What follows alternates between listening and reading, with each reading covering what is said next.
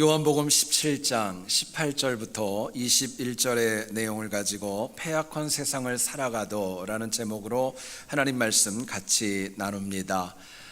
최근에 미국의 소매상협회가 세일즈맨의 거래 실적과 집념의 상관관계를 연구하여서 그 결과를 발표하였습니다. 세일즈맨 가운데 절반에 가까운 48%가 어떤 물건을 팔 때 딱 한 번만 권하고 거절하면 그냥 발길을 돌린다고 합니다. 그리고 놀랍게도 25%가량은 두 번을 권하게 되고 또 15%는 세 번을 권유하면서 물건을 사라고 얘기해서 그래도 거부하면 발길을 돌아선다는 겁니다. 그런데 불과 12%만 4번 이상을 권유하는 경우가 있고 또 이들을 향하여 판매되어지는 물건의 그 프로테이지를 보면 무려 80%를 차지한다는 통계가 나와 있습니다. 결국 세일즈맨의 88%가 전체 물건의 20%밖에 팔지를 못하는 것입니다. 오늘 우리가 자주 쓰는 속담 가운데 이런 말이 있지요. 10번 찍어 안 넘어가는 나무 없다라는 말이 있습니다. 우리가 물건을 팔아도 그냥 파는 것과 어떤 목적을 가지고 어떤 열정으로 팔려고 하는가에 따라서 그 결과는 절대로 같을 수가 없는 것입니다. 결국 이 패역한 세상을 살아가도 그냥 하루하루 생각 없이 시간 되는 대로 살아가는 그런 분들과 정말 내가 살아가는 목적이 무엇이고 내가 살아가는 이것이 하나님이 정말 기뻐하실까 묻고 확인하며 삶의 방법을 찾는 영혼의 인생은 절대로 같을 수가 없는 것입니다. 본문을 보시면 주님은 패역한 세상을 향해 나가는 사도들에게 말씀하셨습니다. 내가 너희를 거룩하게 할 것이다. 내가 너희들을 위해 간절하게 중보기도 할 것이다. 너희가 하나가 되어줘야 할 것이다. 말씀을 주셨습니다. 하지만 당시 사도들은 패역한 세상을 향해 나가면서 주저함이 있었고 너무나도 많이 두려운 가운데 있었습니다. 막상 세상에 나갔을 때 사도들은 실제로 넘어졌고요. 또 하나님이 보내셨다고 하는 정체성마저도 잃어버리고 숨을 수밖에 없는 연약함이 그들에게 있었던 겁니다. 그러나 성령을 체험한 이후에 사도들은 정말 주님 기도하신 대로 거룩해졌고 능력을 받게 되었고 더 나아가선 하나가 되어져서 복음을 전하는 땅끝까지의 증인이 될 수 있었던 겁니다.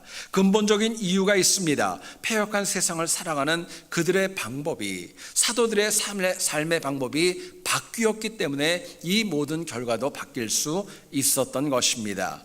오늘 우리가 살아가는 세상은 그 어떤 시대보다도 참 많은 도전이 있습니다. 패역함이 적지 않습니다. 신문을 보기가 겁이 나고 뉴스를 들을 때 사회면을 듣기가 정말 주저될 정도로 많은 어려움이 있습니다. 문제는 세상은 처음부터 그렇게 패역했고 지금도 하나님을 대적하고 복음을 대적하고 있는 가운데 있습니다. 그럼에도 불구하고 하나님은 우리에게 이 패역한 세상을 피해서 살아가라, 더 나아가서는 그냥 등지고 살아가라, 우리에게 그렇게 말씀하지 않습니다. 세상은 변하지 않고 여전히 패역한 가운데 있지만 그곳을 이길 수 있는 믿는 자다운 삶의 방법을 찾으라고 저희들에게 말씀합니다. 그것이 중요한 거예요. 여러분, 오늘 우리는 패역한 세상을 이민자로 이 땅을 살아가지만 분명한 것은 우리가 말씀 가운데 믿음 가운데 살아갈 때 충분히 이길 수 있는 능력이 있다는 것입니다. 오늘 본문을 통하여서 우리가 패역한 세상을 이기기 위해서 과연 어떤 방법, 무슨 삶의 방법이 필요할까, 기억해야 될 것이 무엇일까, 본문이 주는 메시지 같이 한번 나누어 보기를 원합니다. 첫 번째로 생각할 것은요, 우리가 패역한 세상을 살아갈 때 나는 하나님께 파송받은 존재라는 것을 잊지 말아야 됩니다. 하나님이 나를 파송하셨다는 거예요. 그 의식이 있다면 이 땅 가운데 패역에도 넘어지지 않는다고 약속하십니다. 본문 18절을 보시죠. 아버지께서 나를 세상에 보내신 것 같이 나도 그들을 세상에 보내었다 말씀합니다. 주님은 분명히 얘기를 합니다. 본인이 그냥 온 것이 아니라 하나님이 예수님을 파송했다 이야기하고요. 그렇기 때문에 주님도 사도들을 세상에 파송하신다고 말씀합니다. 여기서 세상에 파송한다는 것은 그냥 목적 없이 무작정 보내는 거 아닙니다. 그 영혼들이 어떻게 감당할까 필요한 것들을 책임져 주시고 함께 하시겠다는 약속이 그 안에 포함되어져 있는 거예요. 결국 세상에 파송한다는 것은 세상에 함몰되어지고 세상과 똑같이 살아가라 그 메시지가 아닙니다. 오히려 악한 세상에서 하나님께서 보낸 자답게 하나님의 부름을 받은 자답게 이 땅을 살아갈 때 세상을 이길 수 있다고 저희들에게 말씀합니다. 실제로 사도들은요, 하나님께서 자신들을 이 세상에 보낸 것을 파송했다는 것을 정확하게 인지하고 깨달은 다음에야 비로소 복음의 증인으로 이 땅을 이겨나갈 수 있었습니다. 여러분, 사람이 누군가의 파송을 받으면 파송한 분이 주신 사명을 감당해야 될 책무가 있습니다. 만약에 파송되어진 목적과 정체성을 잃어버리고 세상에 함몰되어지면 파송받은 자답게 책임감을 다하는 것이 아닌 것이에요. 어떤 목사님께서 성도 한 분이 올해 결석을 해가지고 구역장님에게 좀 신방을 한번 해봐라 이야기를 하고 권면을 했습니다. 구역장님께서 성도를 신방해 보니까 이분이 정수기 판매하는 거에 너무 열심히 돼가지고 주일날 교회 나오라고 얘기를 해도 아무런 반응이 없고 설득이 되지를 않더랍니다. 그래도 오랜 시간 얘기를 하고 이제 집에 돌아왔습니다. 다음 날이 되어서 목사님께서 구역장님에게 신방 결과가 어떻게 되었는가 그리고 문의하고 또 물어봤습니다. 그러자 이 구역장님이 주저하면서 이렇게 얘기하더랍니다. 목사님, 혹시 정수기 한 대 안 사실래요? 그러고 얘기를 하더랍니다. 여러분, 무슨 얘기예요? 파송받은 목적을 감당한 거예요? 못한 거예요? 감당하지 못했던 것입니다. 여러분, 많은 신앙인이 가지고 있는 문제점이 있습니다. 살아계신 하나님이 나를 이 땅에 파송했다는 거 모르고 살아갑니다. 깨닫지 못하는 거예요. 그렇기 때문에 세상에 빠져서 세상과 똑같이 살아갈 때가 많이 있습니다. 많은 신앙인들이 세상에서 한 주간 동안에 더 많은 시간을 이 땅에 살아가기 때문에 주일날 교회 한번 나와주는 거, 그것이 내 믿음의 행위를 다한 것으로 착각할 때도 적지 않습니다. 여러분, 기독교인은요, 주님께서 악한 세상에 파송한 존재이지 세상이 교회로 우리를 파송한 거 아니라는 것입니다. 여러분, 그렇기 때문에 하나님께 파송받은 신앙인은요, 언제나 주의 백성답게 하나님이 나를 보내신 자답게 이 땅을 살아가야 악한 세상을 이길 수 있다고 말씀해 줍니다. 자, 그렇다면 내가 주께서 패역한 세상에 파송받은 존재이기 때문에 이 세상을 과연 어떻게 살아가야 될까 묻게 됩니다. 본문은 저희들에게 이렇게 얘기를 합니다. 항상 진리인 거룩한 복음으로 무장되어 살아가야 이 땅 가운데 나를 보내신 파송하신 자의 그 정체성을 가질 수 있고 능력을 가질 수 있다고 말씀합니다. 본문 19절을 한번 보세요.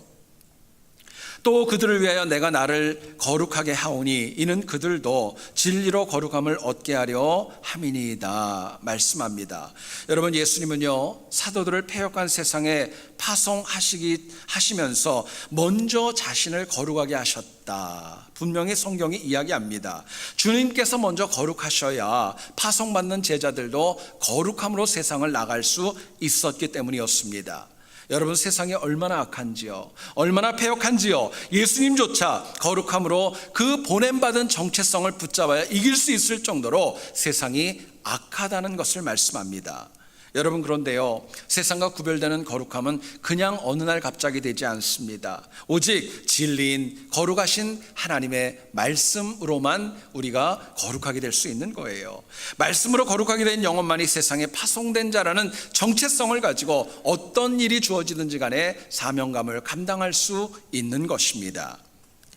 사도 바울은 사도행전에서 무려 3번에 걸쳐 선교 사역을 감당하면서 소아시아와 유럽 대륙에 이르기까지 무려 50여 개가 넘는 도시를 방문했습니다.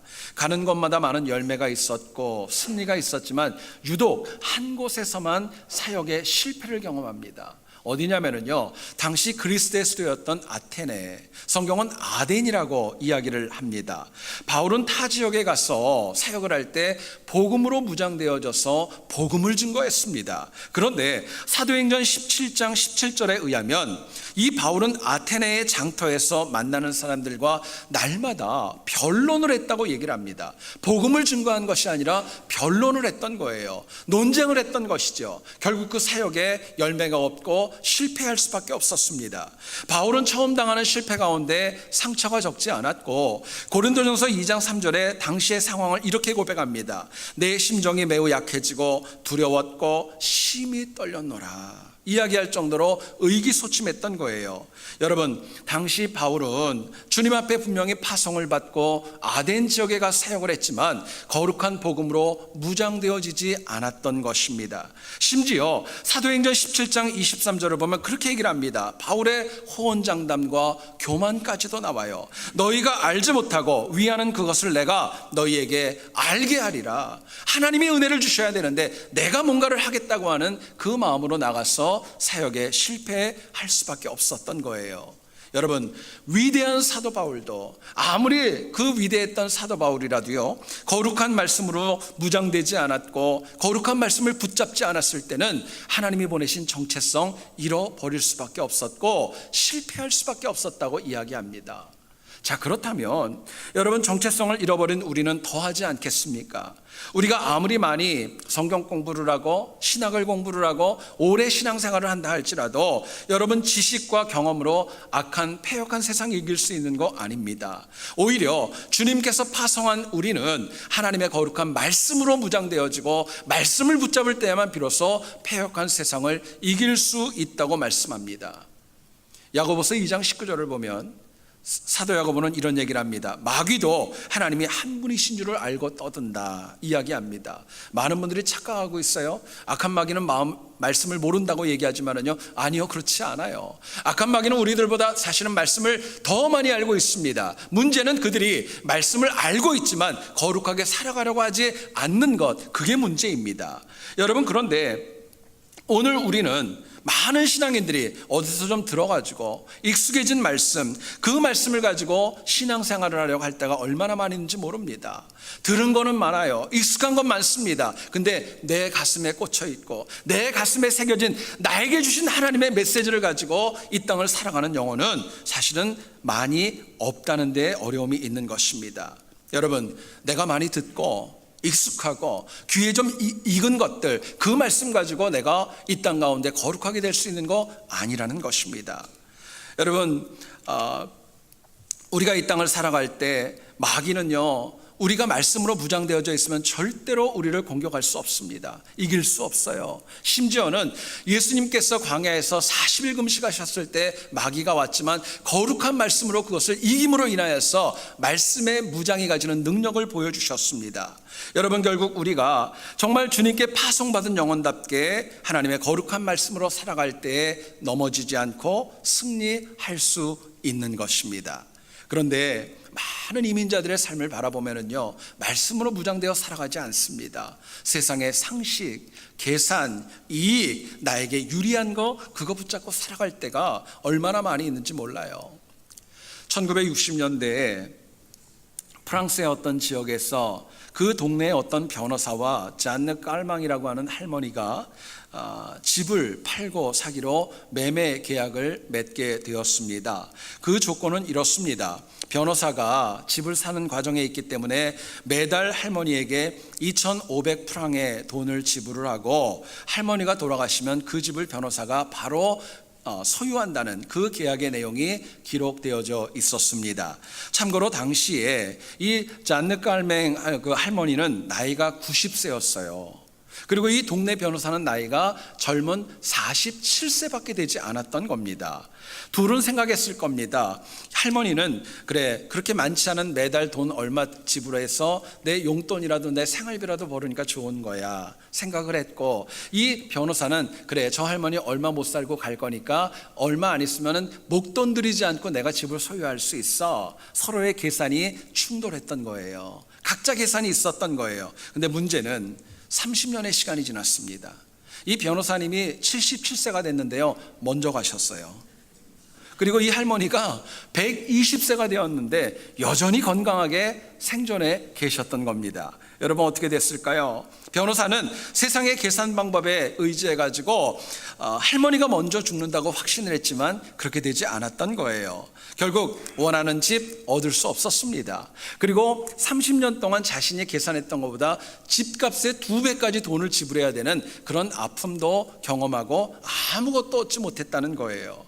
여러분, 우리가 세상의 패역함을 알면서 계산적으로 내 이익만 추구하며 살아가는 삶이 이렇게 문제가 있고 몰락할 수 있다는 것을 말씀합니다. 여러분, 우리가 세상의 패역함을 안다면요, 저는 여러분들이 더욱더 더 살아계신 하나님의 말씀으로 무장되어지기를 소원합니다. 그러셔야 돼요. 문제는 교회보다 내가 세상에 살아가는 시간이 훨씬 더 많이 있지만 많은 분들이 내가 하나님 앞에 파송받은 존재라는 거, 하나님이 나를 이 땅에 청지기로 보냈다는 거, 그거 잃어버리고 살아갈 때가 너무나도 많이 있습니다. 여러분, 세상이 패역합니까? 어려우세요? 그러면 한마디라도 더, 한 번이라도 하나님 말씀을 듣고자 하는 열정이 우리에게 필요합니다. 여러분, 그럴 때 세상이 아무리 패역해도 내가 붙잡은 거룩한 말씀으로 승리할 수 있기 때문에 그렇습니다.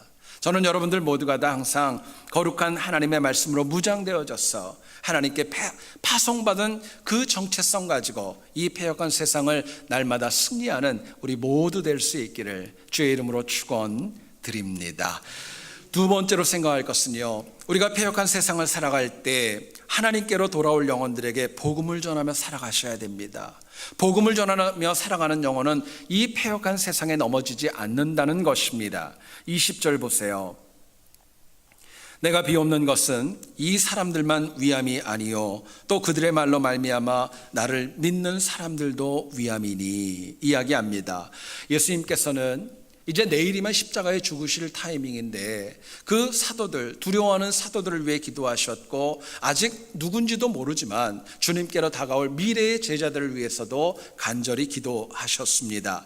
주목해야 될 표현이 있습니다. 그들의 말로 말미암아 나를 믿는 사람들, 이 단어입니다.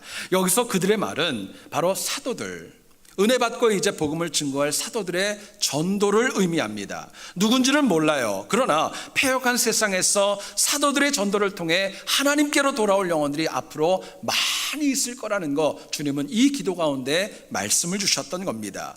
여러분, 사도들이 정말 다시금 은혜를 받고 성령 충만해서 세상에 나간 근본적인 이유가 있다면 복음을 증거하는 전도 때문이었습니다. 여러분, 마찬가지로요, 우리가 이 패역한 세상에 나가서 다양한 일을 우리가 감당합니다. 그런데 사실은 그거 모든 것들이 다가 아니죠. 나를 파송하신 주님의 명령에 순종해서 세상에 함몰되어진 영혼들을 살려야 될 사명과 영적인 숙제가 우리에게 있기 때문에 그렇습니다. 스포츠 용어 가운데 그런 말이 있습니다. 공격이 최상의 수비이다 라는 말이 있죠. 여러분, 전도가 패역한 세상을 향한 가장 강력한 공격이자 가장 강력한 수비임을 잊지 말기를 원합니다. 여러분, 오늘날 패역한 세상에 함몰되어지는 이유가 있습니다. 내가 복음을 가지고 복음에 무장되어져서 내 주변에 복음을 증거하는 전도의 열정이 끊어졌기 때문에 내가 패역한 세상 가운데 기독교인답지 않게 살아가는 것 너무나도 많은 것입니다. 오늘날 교회의 전도는 생소해졌습니다. 더 나아가서는요, 너무나도 지루한 개념이 되어졌고 구태의연한 단어가 될 때가 얼마나 많이 있는지 모릅니다. 그런데 누가 뭐래도 내가 어떻게 생각하든 간에 성경은 우리에게 은혜 주신 이유가 있다면 땅끝까지 이르러 복음을 증거하는 것입니다. 전도자의 삶을 살아가는 거예요. 문제는 우리가 전도를 하지 않으니까, 하려 하지 않으니까 나도 모르게 세상 사람들과 똑같이 구별되지 않고 살아가는 거예요. 여러분, 생각해 보세요. 평생 하나님 앞에 나와 예배드리고 주일날마다 성전을 지키고 또 모태신앙과 같이 오랫동안 직분을 가지고 신앙생활을 했는데 내 주변에 있는 영혼들에게 한 번도 복음을 증거하지 못했다. 여러분, 그럼 내 신앙을 다시 한번 의심해 보셔야 돼요. 내 신앙을 다시 한번 점검해 보셔야 됩니다. 여러분, 물론 전도가 쉽지 않아요. 어렵습니다. 그럼에도 불구하고 내가 받은 은혜와 내가 체험한 은혜를 누군가에게 증거할 때 사실은 내가 살아갑니다. 또 내 공동체가 살아날 수 있고 우리 후손들이 복음과 은혜 가운데 살아날 수 있는 것입니다. 자, 그렇다면 우리가 하나님께로 돌아온 영혼들에게 복음을 전하고 전도하며 살려면 과연 무엇이 필요할까? 본문은 저희들에게 얘기를 합니다. 하나님께서 보내신 예수 그리스도만이 참 유일한 구세주라는 거 우리가 확신할 때에 비로소 우리가 전도할 수 있고 패역한 세상에 넘어지지 않는다고 말씀합니다. 21절 한번 보세요.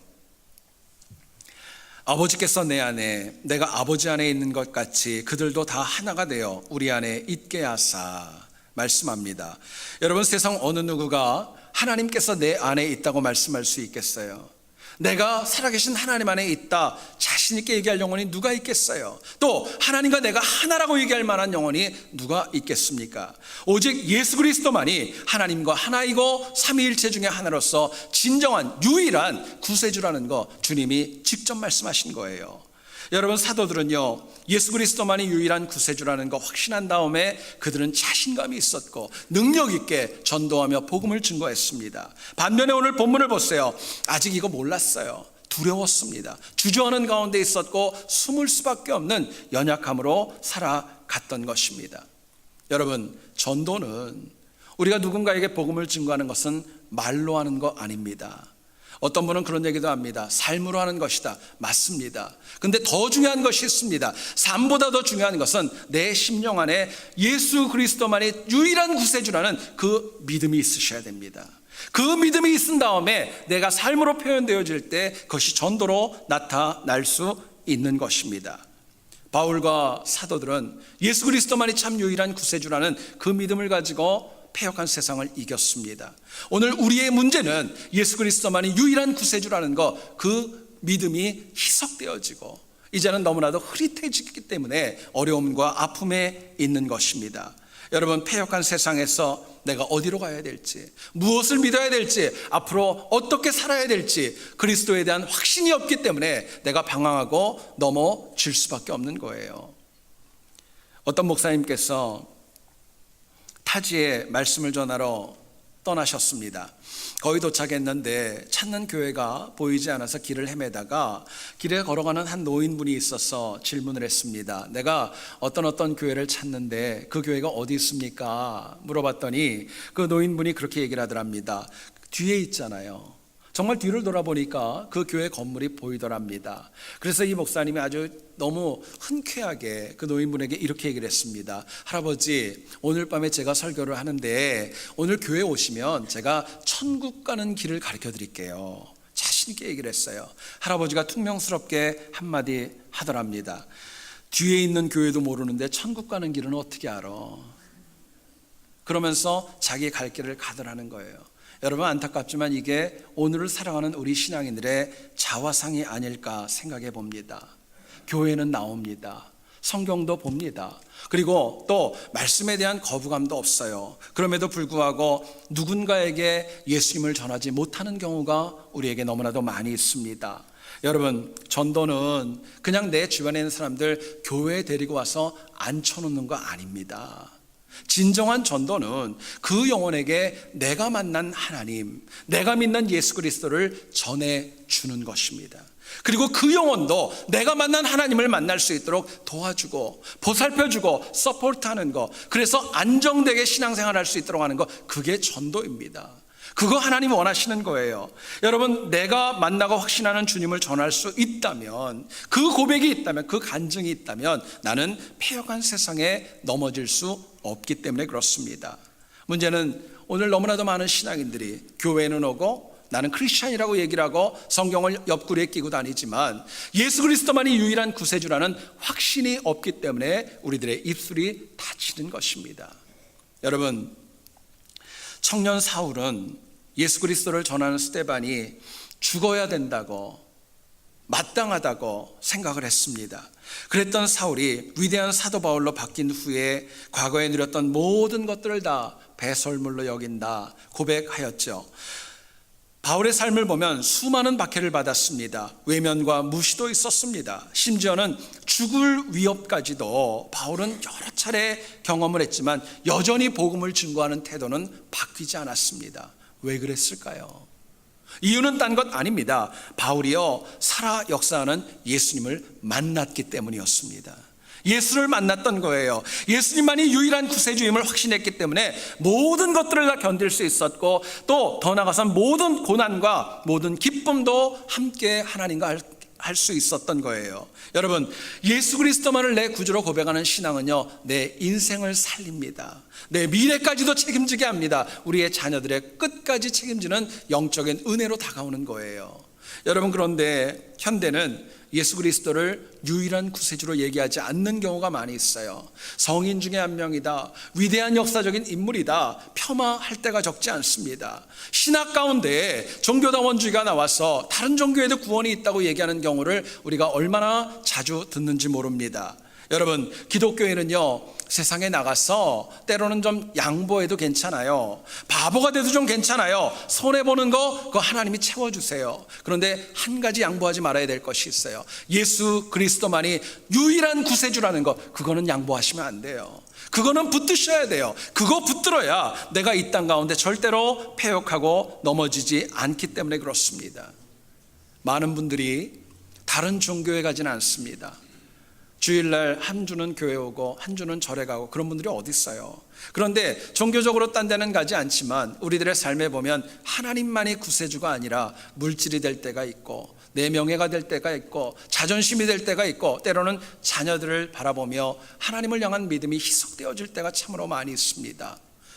최근에 어윈 맥매너스라고 하는 목사님이 있어요. 미네소타에서 사역하는 분이십니다. 이분이 쓴 책 가운데 코뿔소 교회가 온다라는 책이 있습니다. 이 책을 보면 코뿔소라는 그 동물을 한번 머리에 그려보시죠. 시력이 좋지 않다고 합니다. 바로 앞에 물체만 바라보고 언제나 전력 질주하는 그 특징이 있답니다. 강철 같은 피부로 덧입혀져서 어떤 장애물에도 굴하지 않고 그냥 앞으로만 진격하는 특징이 코뿔소에게 있다는 거예요. 우리가 그 코뿔소를 볼 때 좀 미련해 보이고 답답해 보일 수 있지만은요, 이 어윈 맥매너스 목사님의 메시지는 따로 있습니다. 이 땅에 정말 필요한 교회는 코뿔소 같은 교회가 필요하다는 것입니다. 다른 것이 아니라, 여러분, 이 의미는 이렇습니다. 하나님께서 명하신 사명이라면, 하나님의 명령이라면 어떤 것에도 한눈 팔지 않고 오직 주님만 신뢰하고 주님의 말씀만 가지고 앞만 보고 나아가는 거예요. 그게 코뿔소 교회입니다. 코뿔소 교인도 있습니다. 다른 거 신경 쓰지 아니하고 말씀만 붙잡고 하나님 나에게 주신 사명을 위해서 달려 나아가는 전력질주하는 그 신앙인을 의미합니다. 여러분, 이 시간에 한번 물어보세요. 우리의 신앙생활을 하다 보면 옆에 너무 자주 보시죠. 누구 때문에라는 말이 너무 많이 있죠. 그리고 이런저런 얘기 때문에 내가 하나님을 향한 믿음이 사실은 남이 흐트러뜨리는 게 아니라 내가 옆에 보다 보니까 흔들릴 때가 적지 않습니다. 여러분, 오늘날 하나님께서는요, 많은 신앙이 있지만 코뿔소 교인과 같이 주님만 인정하고 말씀만 붙잡고 살아가는 영혼을 찾고 계신 줄을 믿습니다. 여러분, 오늘 이 시대는 탈현대주의입니다. 포스트모더니즘 시대예요. 절대적인 진리가 너무나도 많이 퇴색해져 있지만 여기에 있는 우리만이라도 절대적인 가치를 가진 성경과 살아계신 하나님 꼭 붙들고 살아갈 수 있기를 원합니다. 세상이 악하다고 포스트모더니즘에 빠져있을 시간과 여유 없습니다. 패역한 세상이 우리를 유혹할수록 오직 코뿔소 교인과 같이 말씀만 붙잡고 살아계신 예수 그리스도의 복음을 가지고 미래를 향해 전진하는 우리 모두 될 수 있기를 다시 한번 주의 이름으로 축원드립니다. 기도하겠습니다.